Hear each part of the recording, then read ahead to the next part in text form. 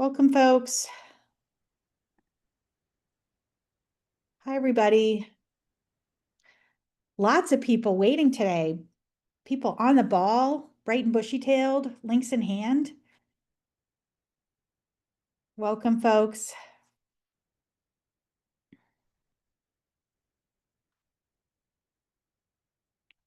There we go. Nope, see, this is what I cannot run the deck at the same time as I do anything else. Like,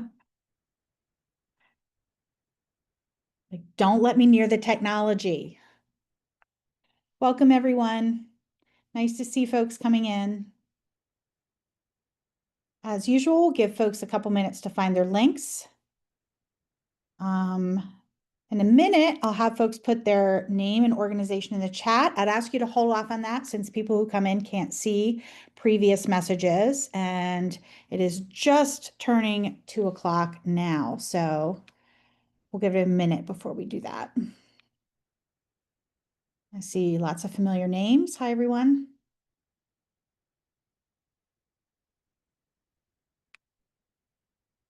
Yeah, if you want to go ahead and drop your name and your organization and where you're at into the chat so we can see all who's here and see where folks are from.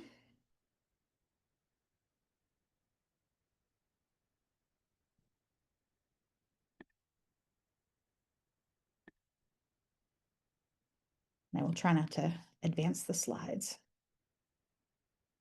Welcome, folks.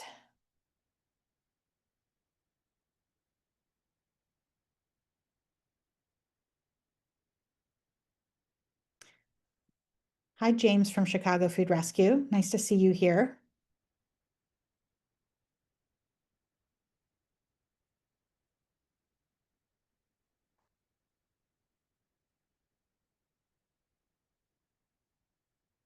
As you come in, make sure you drop your name and your organization or where you are in the country or world into the chat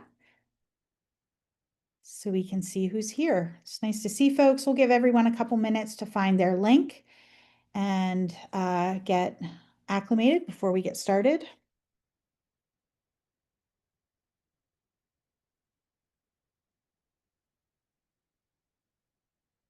I hope everyone is enjoying some nice spring, early summer weather. It is finally not raining in Pittsburgh, which is wonderful because it has been raining nonstop here. I don't think we're the only place in the country experiencing that, though.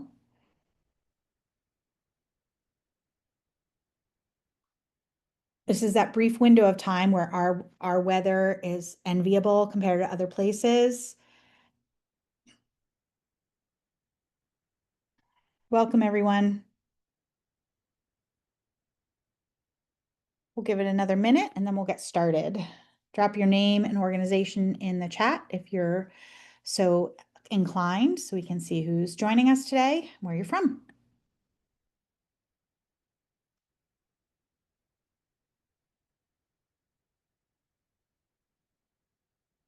One more minute. I like to give the folks that have to scramble to find their webinar link time to find it.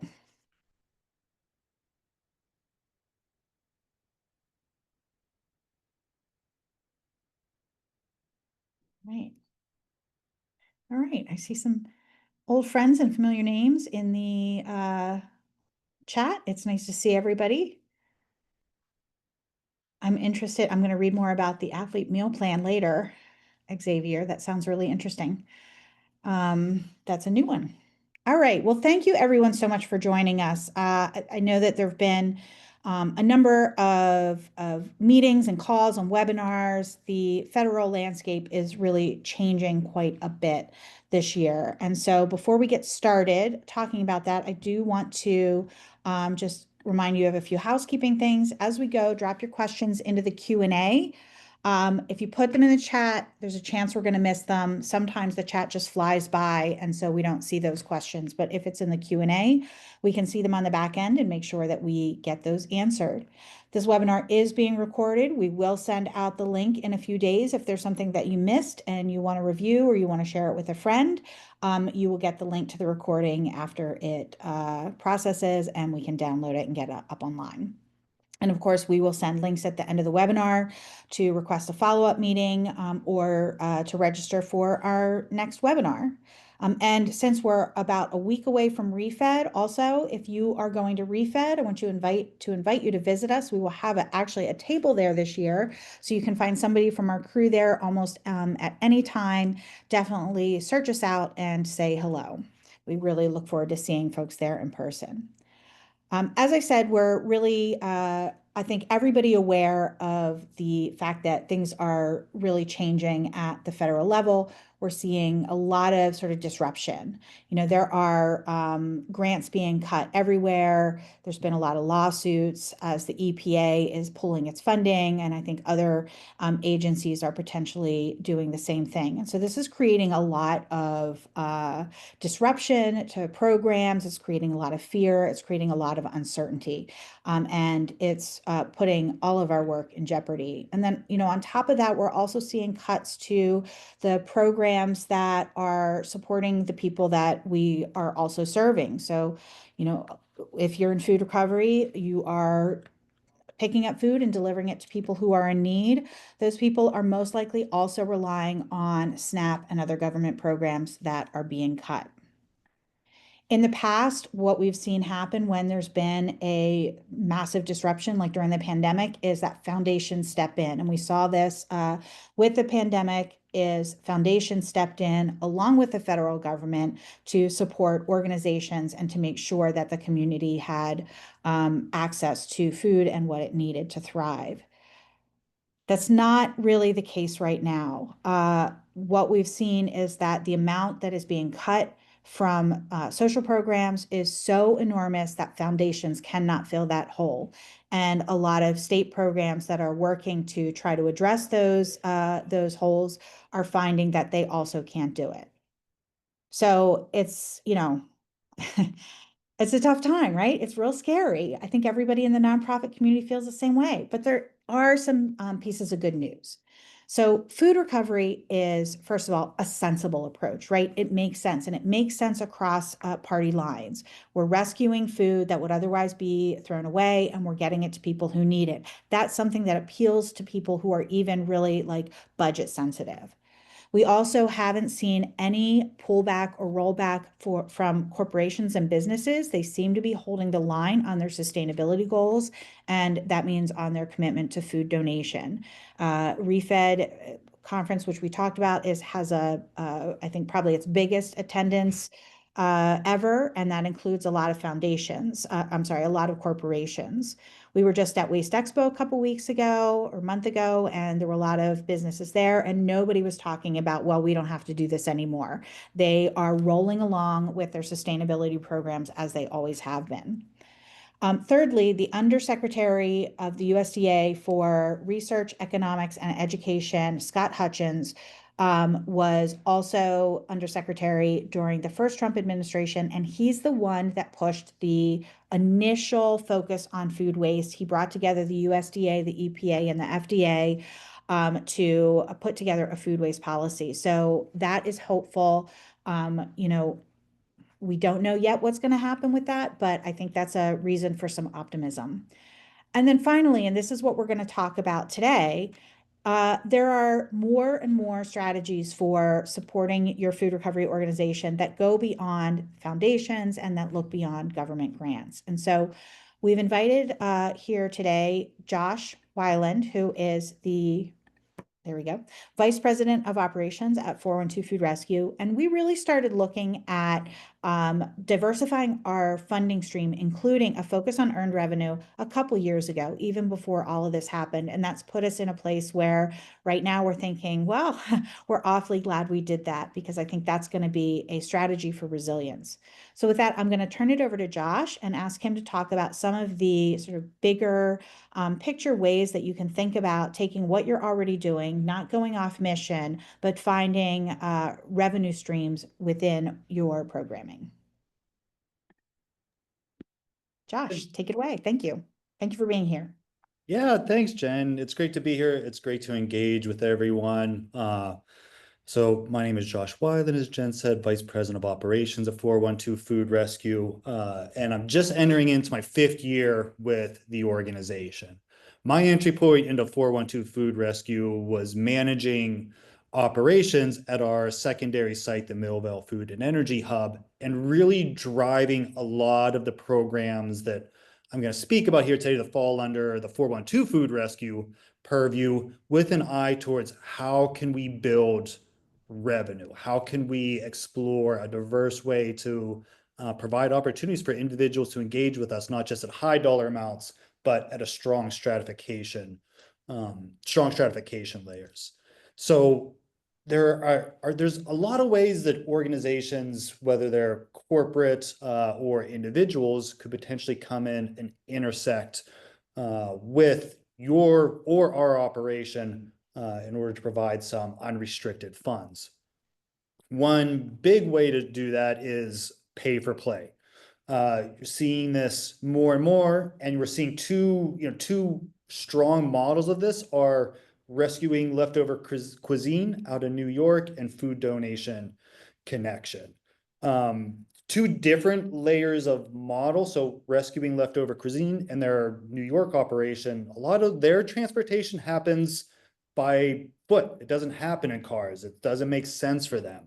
So they are rescuing individuals from individual sites, moving to individual sites, and their people-sized loads. Their model charges by rescue. So what they do is they are charging $30 per pickup for delivery, which covers about half of their operational costs. Or if you're in the New York area, for $175 a month, you get an unlimited number of rescues. They've done a wonderful job. Robert and I presented at the conference together last year, the CEO of Rescuing Leftover Cuisine, and they've done a wonderful job of scaling that and bringing that model to other cities and using that same pay for play, pay for per rescue in order to entice people to really engage and bring those unrestricted funds into their organization. They were launched in 2013 and are around 3.5 million pounds rescued since then. So you can see from an impact perspective, those smaller rescues need to really stack up over time to build out a really strong case for how much you're moving and how that translates into impact for a community. On the complete flip side of that is a model like Food Donation Connection. So this is going from almost a hyper local level to a global level. Right now, Food Donation Connection is rescuing annually around 65 million pounds. And how their model works, it's still a pay for play, but they're not collecting any types of upfront or individual fees. What they're working to do is they're working with large corporations to facilitate food rescue happening, and then they take a share of that earned tax credit. So part of their pitch is, no upfront costs. You can sign on. We'll help facilitate this wherever you're at across the country or globally. And then we'll simply take a small percentage of whatever that work yields you in tax benefits. So some major benefits from this, besides, are obvious: reducing their waste, reducing their fees, and getting rid of that waste. There can be state or individual corporation requirements. So we know a place like Trader Joe's has an internal CSR goal of 100% diversion. So these are really strong ways to make a systems approach to an individual entity as to why buying into this makes sense for them. This can help, we can help with reporting, we can help with storytelling. There's a very clear line where what they can do ends and what food rescue can do begins, that creates a really holistic picture for both entities. Next slide, Jen. Yeah. Yeah. And I think there's a really strong case to be made for businesses in helping to support the mission of food recovery organizations because we are providing a real service.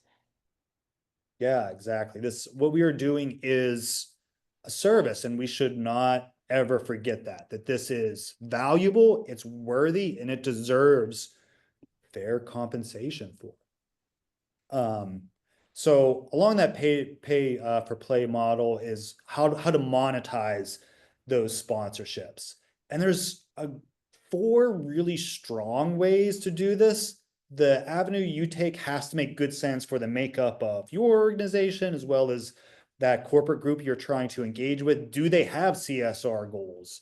If they're not directly about food waste diversion, are they about volunteerism? But doing a little bit of that back end research so you can understand who your audience is to make that strong pitch to them that will easily align, make it a no-brainer, make it an easy yes for them.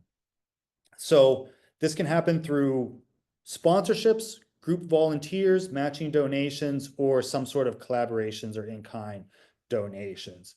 412 Food Rescue takes an approach of all four. So we are built out in a way and has a team that's ready to respond based upon what the needs, or maybe a better way to say is the desires of that corporate group can be, so we can respond accordingly. So we use sponsorship, whether that is visible either on the back of our trucks, so we'll put names of these individuals or organizations that donated to help them have a high visibility piece. In that satellite kitchen that I spoke to, we've explored co-branding on those walls where our logo's on and monetizing in a way of understanding. We know how much it takes to operate a week, a month, a day, and a corporate group could come in and say, we would like to sponsor at this level for this period of time.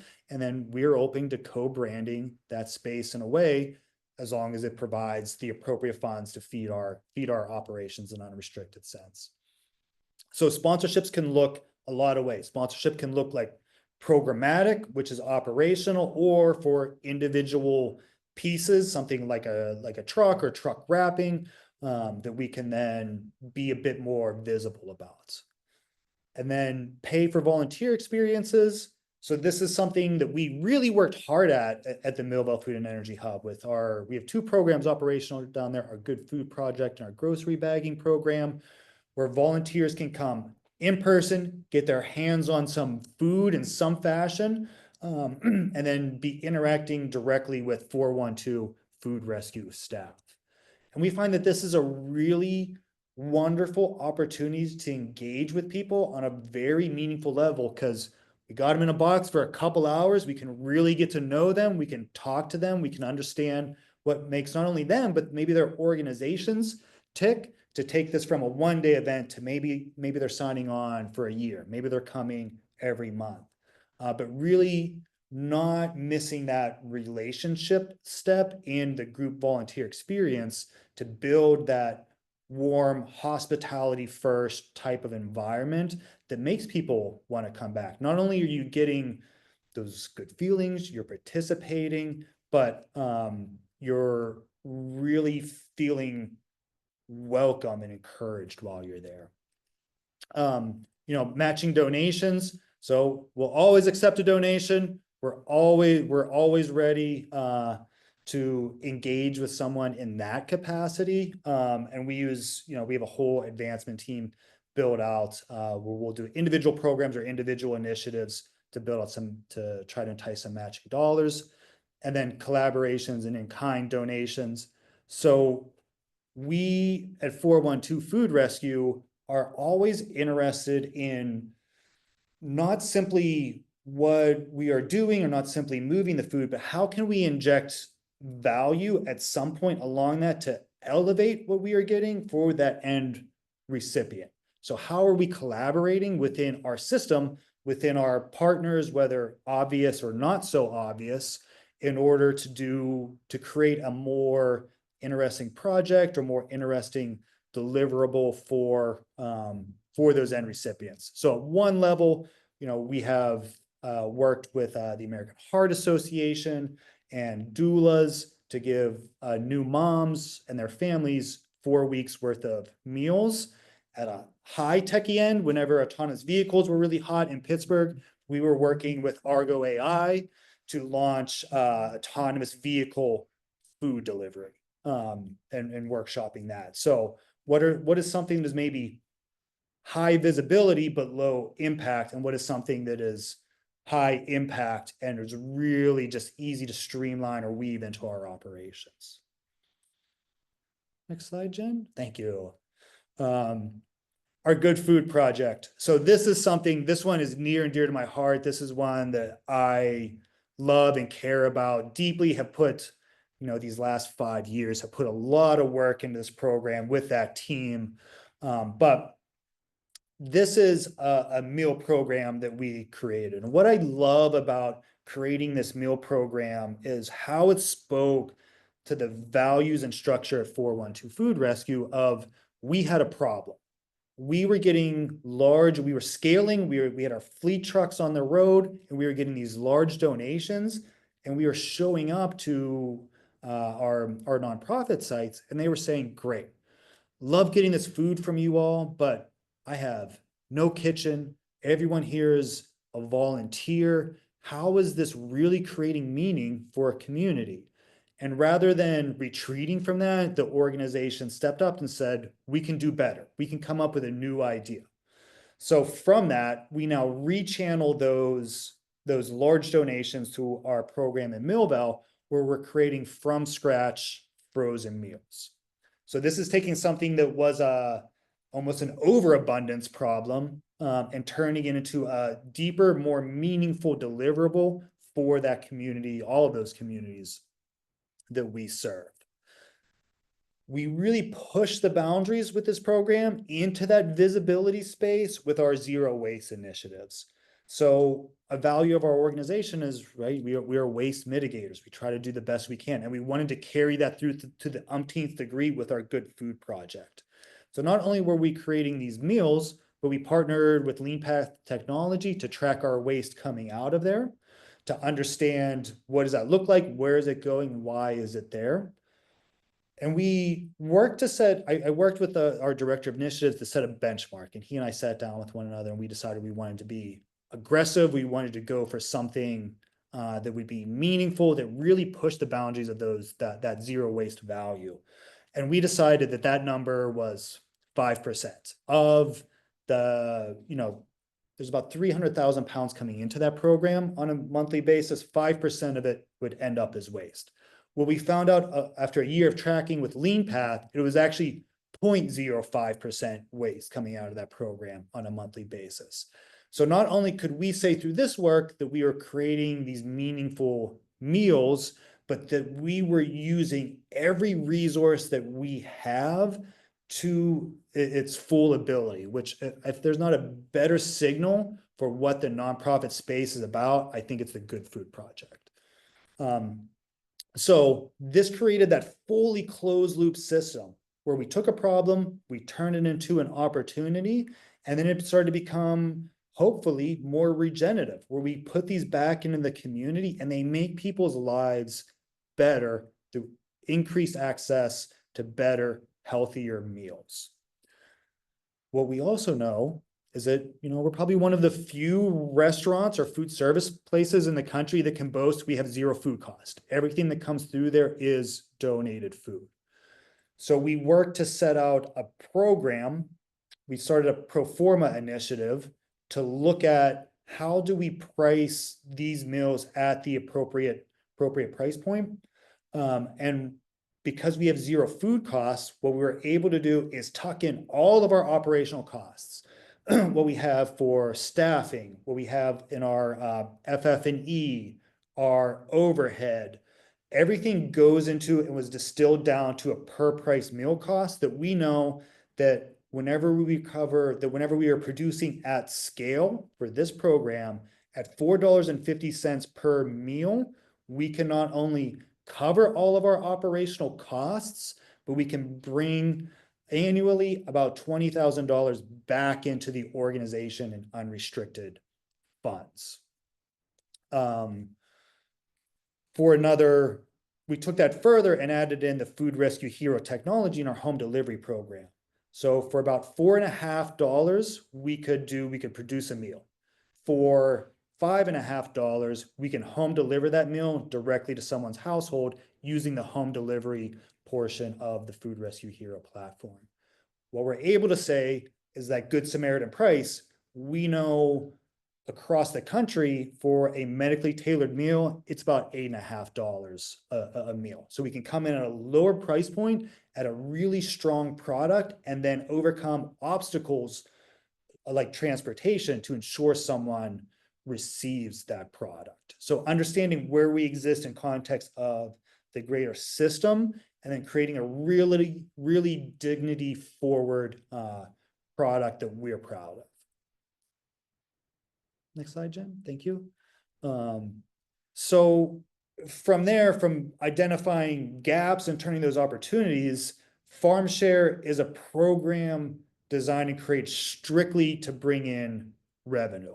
So this isn't necessarily working out of food that is naturally in our stream, like the Good Food Project, but we're working with farms to get their overages. So our farm partner, Isidore Foods, pulls together a number of smaller farms, and then we work to deal with their excesses in a novel way. So this is their B grade, their surplus, and then we again pull in that sponsorships, corporates, individuals in order to provide those other layers, those strat layers for financial engagement. So what the FarmShare program is it's a CSA style program that is fresh produce delivered on a weekly basis.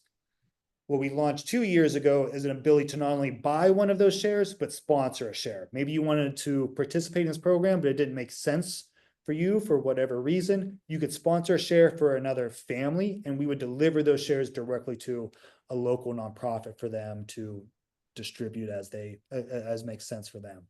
And then at that, bringing back in that volunteer piece, we can engage in those corporate groups to come in and volunteer on that pay to play model to help us keep bringing in those funds. Yeah, one of the things, I just interrupt for a second. One of the things I love about this is that's like literally multiple levels of revenue opportunity there. And it's, within our mission of both addressing surplus, it's at the farm level, but also addressing food insecurity through those sponsored shares. So it's just a really, I think, elegant program within our operations. It's such a cool way to engage with farms. Farms can be a bit more difficult for us to engage with in our typical stream. So building out this program allowed us to build out those new relationships in a way that felt meaningful on both sides. And then revenue generating partnerships. So part of my original task when I came into the organization was integrating this grocery bagging program into our Millvale operations. So this was an initiative we built out directly with the city of Pittsburgh during the pandemic to push people away from gathering in large numbers, right? So when we would do a drop off, everyone would gather there, but to keep them safe, keep them healthy, we wanted to be able to bring that directly to their doorsteps. And we brainstormed the grocery bagging program and became a line item within the city budget.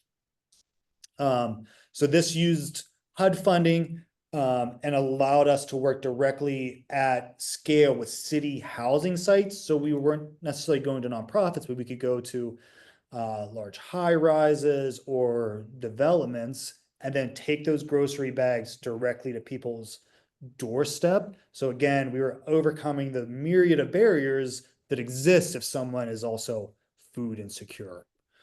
So not only did this again become a line item where we built out a budget that we were paid annually by the city of Pittsburgh for all of our operations and staffing to make that happen, but we are again able to engage with those corporate volunteer opportunities where you can bring large groups, up to 6, 8 individuals to come and engage, get their hands on the food, break it down, put it into those grocery bags, knowing exactly where it was going to go and how meaningful it was. So these are a important part of any nonprofit is, right, the story we're telling. So we weave that storytelling into these programs. So as these, whether they're corporate or individual volunteers, whenever they're coming in there, we're really able to tell something that is compelling and meaningful and easy to bring people back to, or easy to entice them to continue engaging with our organization. Yeah, and this is another really great example of where you and your team have been just so clever in taking something we'd already been doing. We've been doing delivering to the housing sites for 5 years, and then reimagining how that could become a multi-revenue stream.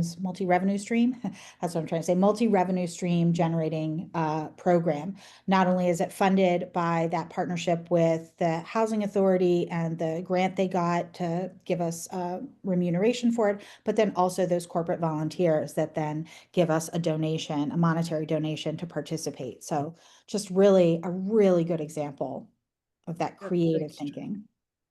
I think it's, all of the examples that I'm sharing, talking about today, yeah, maybe it took us a little extra funds to go out there to find that kitchen space, but these were all inherently parts of our operation that we just need to take the time and create the space to rethink, and really sometimes check our egos at the door, right? What is it? What does it mean to create something that is meaningful? Is this meaningful?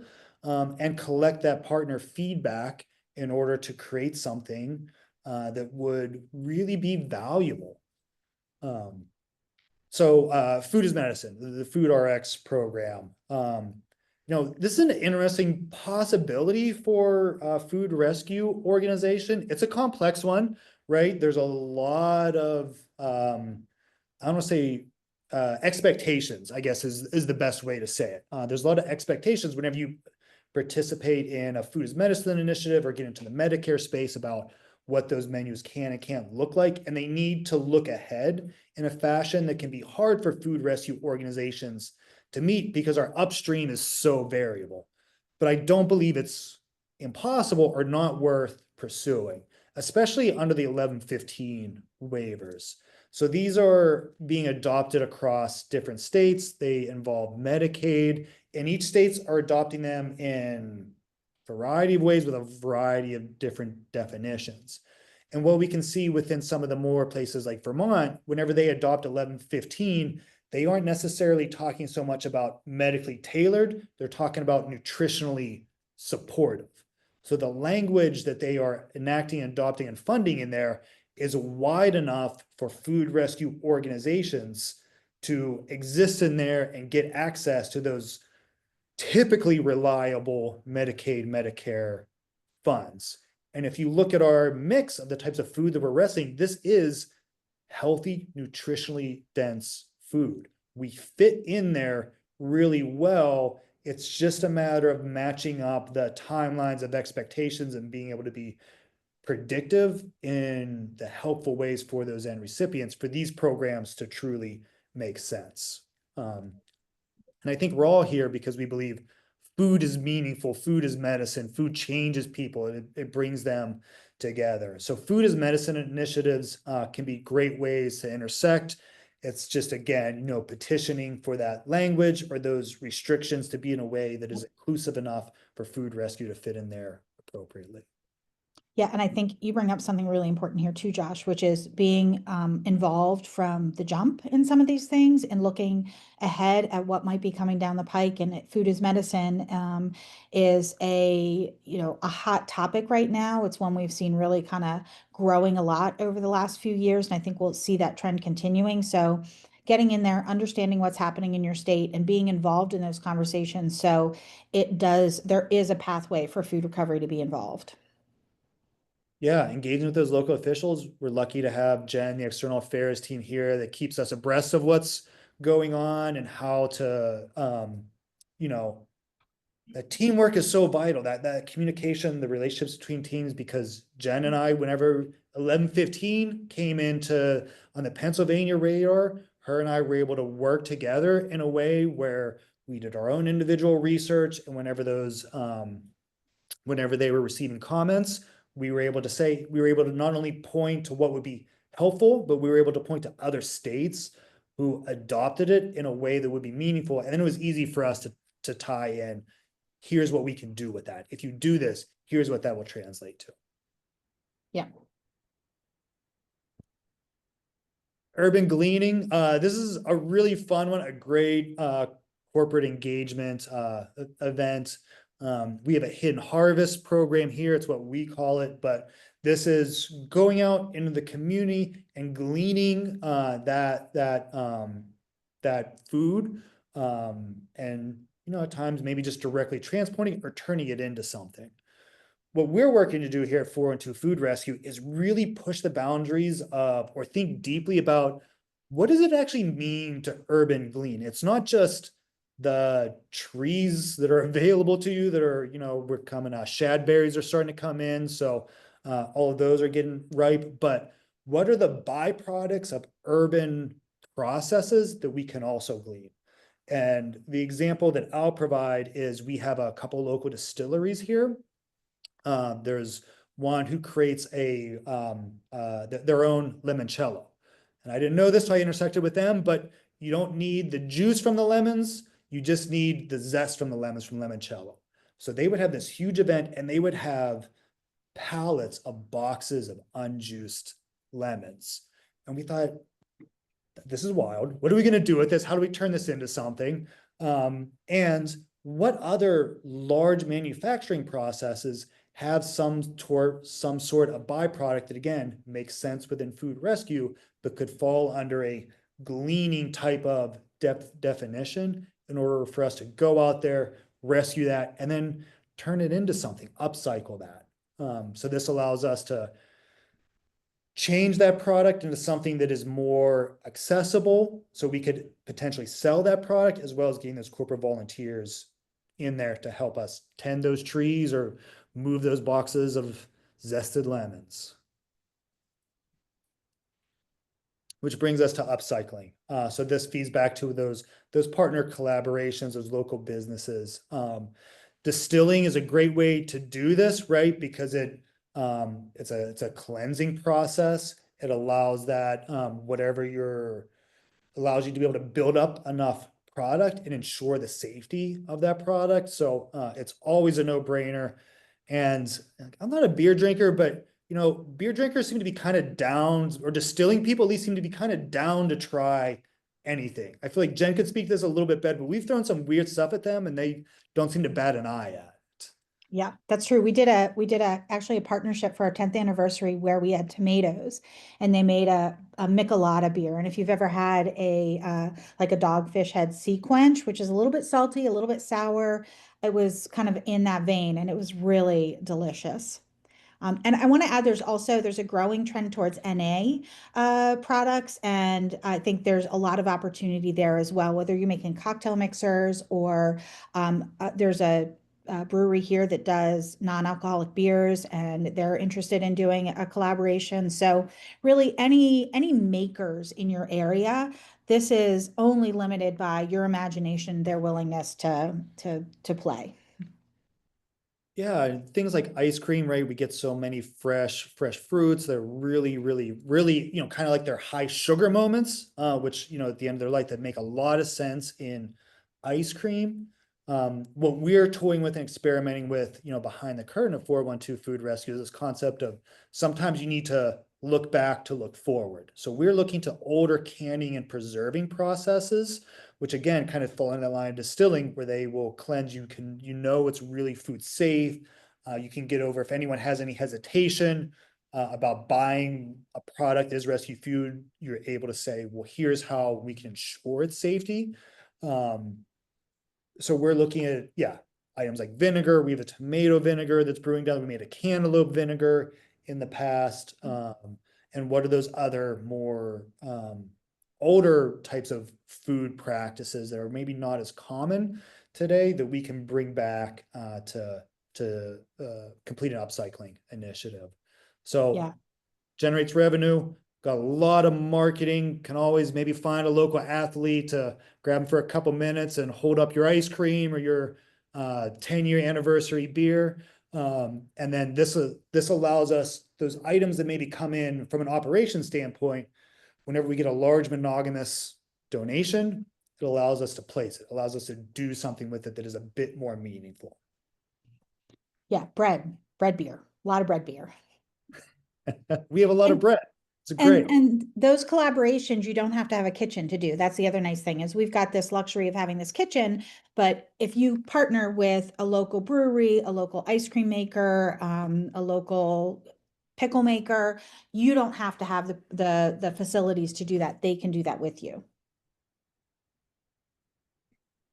So a few next steps from here, I think, my ethos and how I try to lead our operation is in a very pragmatic, simple way. So a few easy things that you can take to maybe start understanding of all these ideas, what would make sense for you to start? What could be a first step? So I love a SWOT analysis, which is a simple 2x2 where you identify your strengths, weaknesses, opportunities, threats. Just put this under a revenue context to frame your potential. So don't sanitize your list before you do them. Give it a really honest, real assessment of where you're currently at. And then you might be surprised on what reveals itself through just, getting a couple brains together and putting that down on paper. A pro forma practice is something that I would always encourage anyone to do. I'm happy to share our pro forma template. My email is just josh@412foodrescue.org. Reach out to me, and I'll share what that looks like.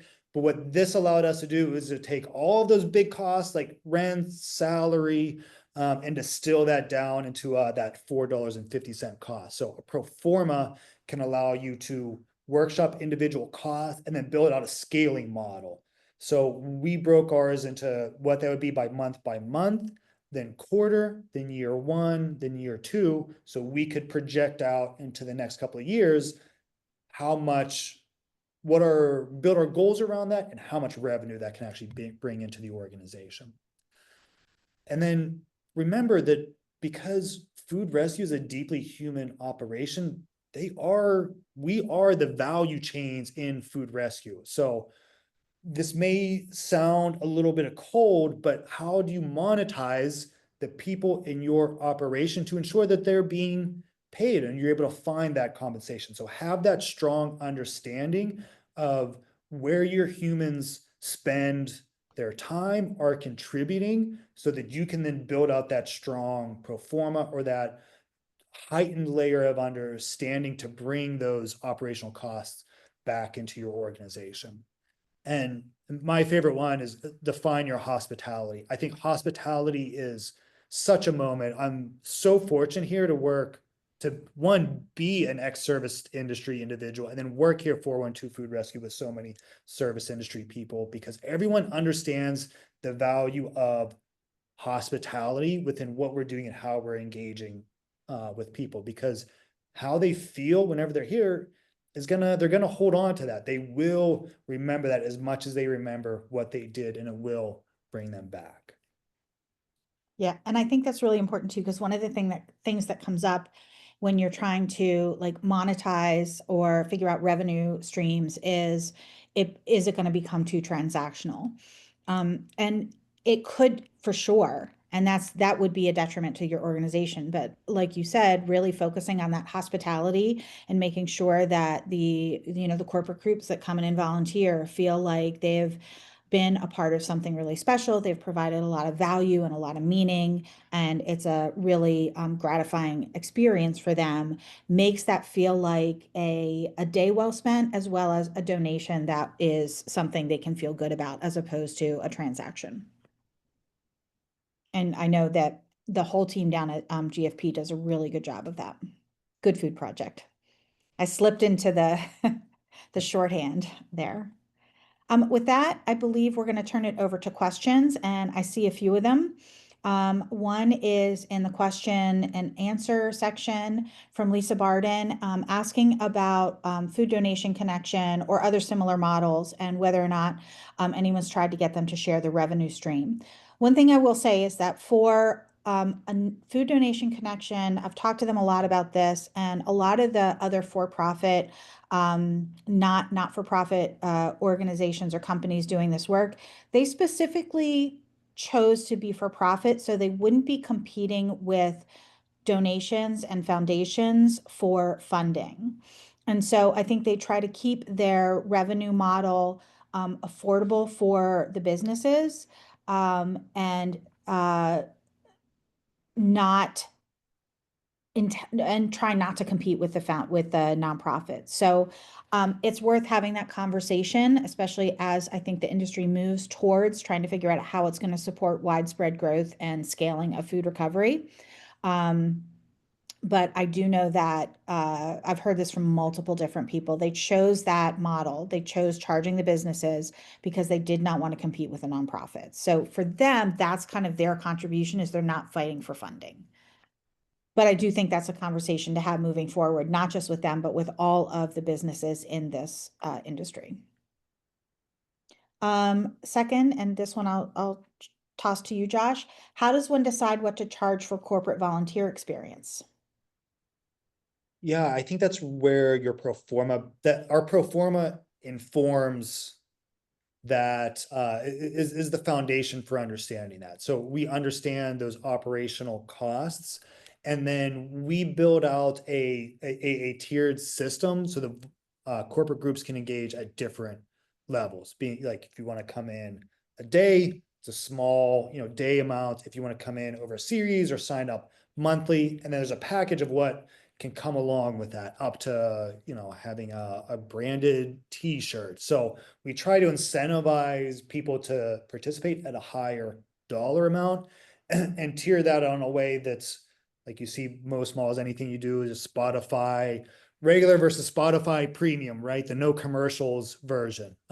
So we really try to understand and are trying to constantly investigate what is really enticing, what is the most meaningful thing for corporate groups to be here? Is that they have an item, a t-shirt, something to take away with, or is it the experience themselves? But understanding what to charge from that starts with breaking down your operational cost, your programmatic cost for that program. Great. The next question here is speaking of for-profit rescue organizations, have we had any experience with Gooder? I'm trying to Unfamiliar, remember. unengaged with good. We run across a lot of these. Trying to remember which one they are. I mean, there are a number of organizations out there, including Gooder, that are trying to figure out a way to monetize food recovery. And we've had limited experience with or conversations with most of them. I think that they are still, my sense is, and I could be wrong, but that they're still trying to figure out a way to make it profitable. The food recovery space, regardless of whether it is an organization that is trying to get grocery stores to sell their food before it expires, or listing restaurant food for people to purchase. It's still really early days in that business, and we've seen a lot of fluctuation in that market. A lot of organizations come in and a lot of organizations go out. So I don't know how the nonprofit food recovery organizations are going to end up interacting with them. There's so much food, though. There's so much surplus food right now that I think there's plenty of room for a lot of different models. And I also think the more models we have, the higher likelihood that we all succeed and have access to, the funding, the support that we need, because it really brings it to the forefront where everybody knows of some business nonprofit organization that's addressing food waste. It becomes a thing that we do. So you need that saturation. It's like that one that what they say about restaurants. If you have one restaurant on a street, it is not going to be as successful as if you have four restaurants on the street. People go where all the restaurants are. And so that's kind of, I think, right now where we are in food recovery when we look at those for-profit businesses. Yeah, we haven't intersected with Gooder to my knowledge, but the one I can speak to is Project Dash. They have Yeah. work to come in and talk about, yeah, that for-profit model that Jen mentioned. I think the strength that we have over something like that is, do you want to partner with Project Dash? Do you want to partner with 412 Food Rescue? We're Pittsburgh proud, Pittsburgh raised, making that bold statement and challenging those partnerships to say, we're here, we're doing this, we're doing it at scale. And going out and having that conversation that we are the hometown, we're the local, we're the community, and we will never forget that within our operations. And that's where that hospitality piece can come into play. But I think there's a really strong leverage to play there whenever you're intersecting or maybe concerned about a for-profit model Yeah. from a larger organization. I mean, and that's what we see too with a lot of our Food Rescue Hero partners and our other friends in the industry is that, the local organizations know their community, right? They know the people who are working at the nonprofits, they know the businesses, they know the volunteers, and it's really hard to beat that community knowledge, especially when you're talking about something like food access and transforming your local food system. There's another question in the chat. Oh, nope. Sedona has just dropped a link to register for the next webinar into the chat. We are next month going to be talking, oh no, next week, where is our How to Start a Food Rescue series. We're going to be talking about volunteers on all levels, from your board of directors to your food rescue heroes. That will be next week, so you can find that link in the chat. Before we end, I want to see if there's any other questions. We still have a few more minutes. I see one here in the chat. For meal preparation, there must be fluctuations in availability of surplus product. How do you usually freeze? How long do you freeze meals before delivery? Does this fluctuation change your cost per meal? Yep. Yeah. Yeah, great question. We worked really hard at this. This was not something I anticipated working as hard as I did when we took this on, but one of our greatest limiting spaces is our freezer space or refrigeration space. So we had to work really hard to set up a good churn and a good system within that limited space we have to get those out directly. So they're frozen for about, and we've played a couple of different models. We've done a couple of different ways on when and how and where we freeze them, but usually about 2 days, they're bagged up and then they're going out a day or two after that. So there's a lot of logistic work that happened in order to build in, understand that freezing process, and then ensure that we're getting them out quickly. Yeah, I wanted to just go back to show those the pictures of those meals. I know that the kitchen team has done a really incredible job too of it's almost like the chopped kitchen, right? They see what comes in from the truck in any given week, and they are able to kind of creatively figure out what they're going to make from that and meal plan right on the spot. It is a incredible talent that they have. But I think that's something, it's not something I could necessarily do, but I think that having a team on staff that has that skill is certainly within reach and makes that really successful too, because you're able to figure out how to make a meal out of what you have instead of having to go out and buy supplemental materials. Like they don't make a meal plan and then cook with what they have and go buy the rest. They make the meal plan based on what comes off the truck. All right. Are there any other questions for us?